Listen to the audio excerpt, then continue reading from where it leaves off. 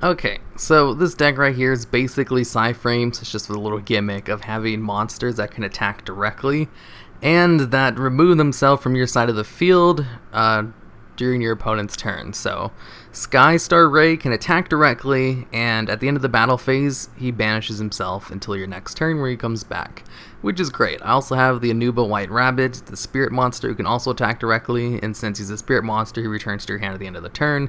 Not as good as Skystarray, but he does have 100 more attack, and I don't use my normal summon, so it was totally fine. Actually, I was probably thinking about making just a straight up spirit deck based around these as well, because for PSYframes you don't want to have any monsters on your side of the field during your opponent's turn in order to get off their effects. All their effects are basically the same in that they special summon themselves, plus PSYframe driver straight from your deck, hand, or graveyard, and their activations are the only thing that really changes. Like, some of them require your opponent to special summon a monster, some require your opponent to have a monster effect go off, some require spell cards, trap cards, or your opponent just to attack.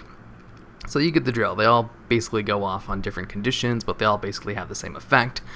And I think only one of them has a different effect, where you can also search out a PSYframe card when you bring it out. I think it's Gamma.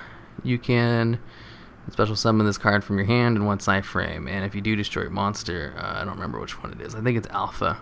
Yeah, Alpha's the one that allows you to also search one out from your deck, because you need PSYframe circuit out in the field, because even if you do manage to summon this card and driver, they get banished during the end phase.